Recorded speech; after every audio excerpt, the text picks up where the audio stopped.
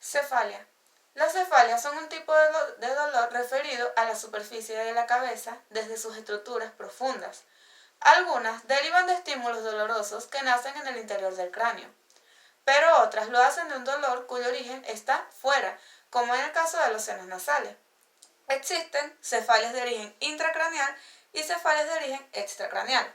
Las de origen intracraneal tienen zonas sensibles al dolor en la bóveda craneal. ¿Qué sucede? Los tejidos cerebrales en sí son casi totalmente insensibles al dolor.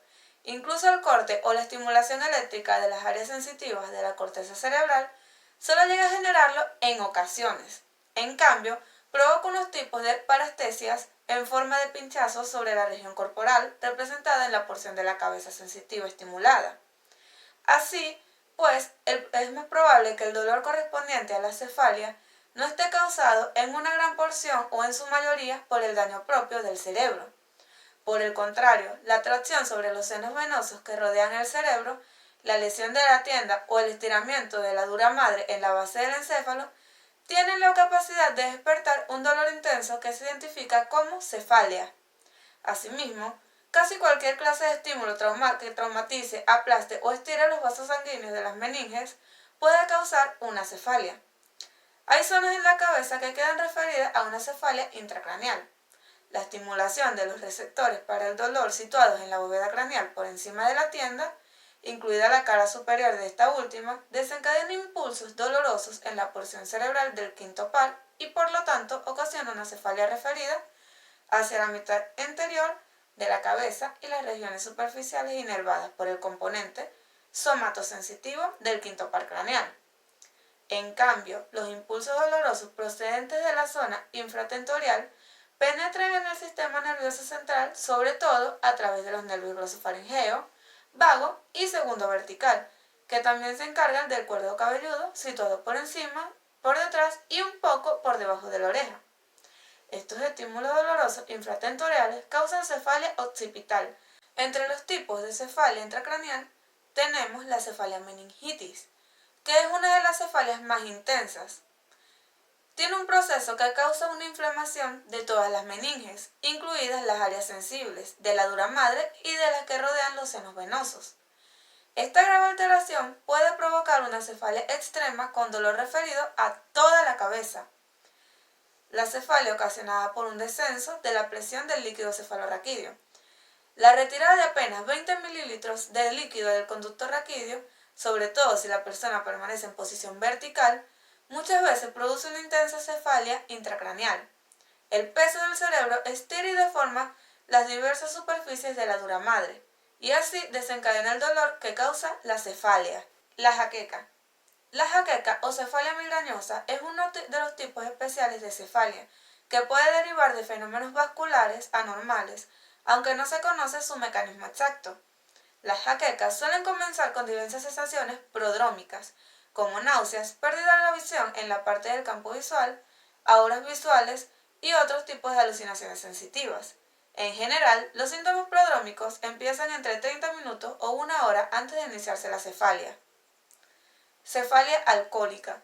Como muchas personas saben por propia experiencia, la cefalia suele seguir al consumo excesivo de alcohol. Es probable que el alcohol, debido a la naturaleza tóxica para los tejidos, irrite directamente las meninges y genere el dolor intracraneal. La deshidratación puede tener también parte de la responsabilidad en la resaca posterior a un exceso alcohólico. La hidratación suele atenuar la cefalia y otros síntomas de la resaca. Cefalias extracraneales. Entre las cefalias extracraneales tenemos la cefalia resultante de un espasmo muscular. La tensión emocional a menudo hace que muchos de los músculos de la cabeza, sobre todo los que se insertan en el cuero cabelludo y la musculatura cervical que se fija en el occipucio, queden espásticos, y se propone que este mecanismo es una de las causas más frecuentes de cefalia. Cefalia ocasionada por la irritación de las estructuras nasales y paranasales.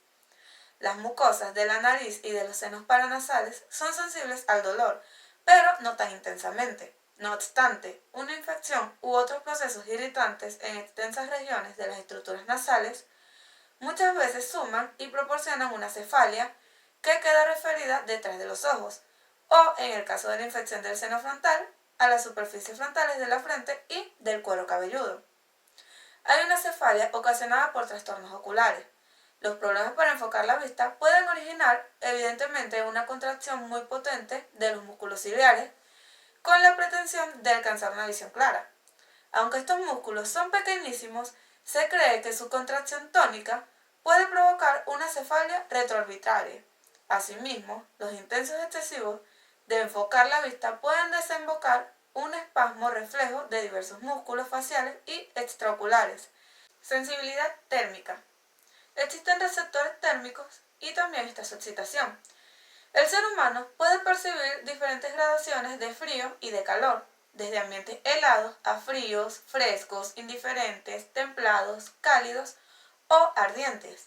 Las gradaciones térmicas se distinguen como mínimo por tres tipos de receptores sensitivos: los receptores para el frío, los receptores para el calor y los receptores para el dolor. Los receptores para el dolor se estimulan únicamente ante un grado extremo de frío o de calor y por lo tanto son responsables, junto a los receptores para el frío y para el calor, de las sensaciones de frío extremo y calor ardiente.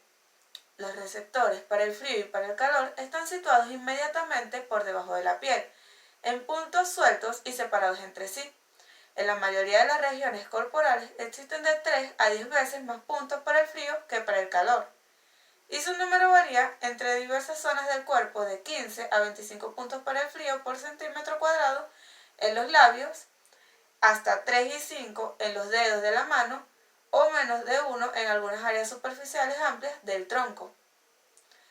Estimulación de los receptores térmicos. Sensaciones de frío, fresco, indiferente, templado y calor. Las respuestas de los 4 tipos de fibras nerviosas: 1. Una fibra para el dolor estimulada por el frío. 2. Una fibra para el frío. 3. Una fibra para el calor. Y 4. Una fibra para el dolor estimulada por el calor. Se pueden observar especialmente en esta imagen. En estas fibras responden de un modo diferente a los distintos niveles de temperatura.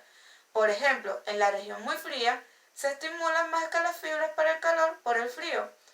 Si la piel se enfría aún más, de modo que prácticamente se congele o llegue a hacerlo, estas fibras no se pueden estimular.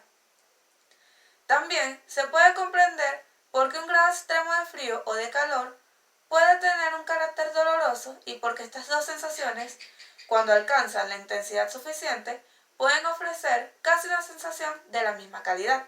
Es decir, la percepción de las sensaciones de frío helado y de calor ardiente sean casi idénticas. Existen efectos estimuladores del ascenso y el descenso de la temperatura.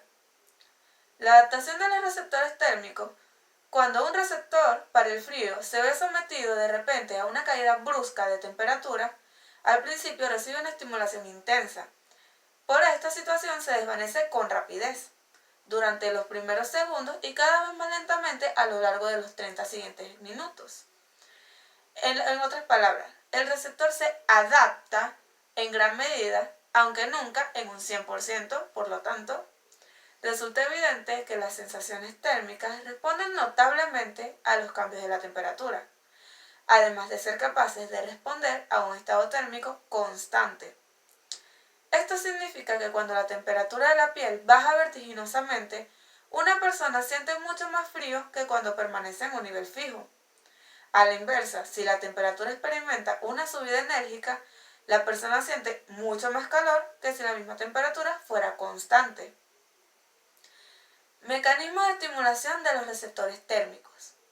La detección de temperatura probablemente no deriva de los efectos físicos directos que ejerce el calor o el frío sobre las terminaciones nerviosas, sino de su estimulación química al verse modificadas por la temperatura.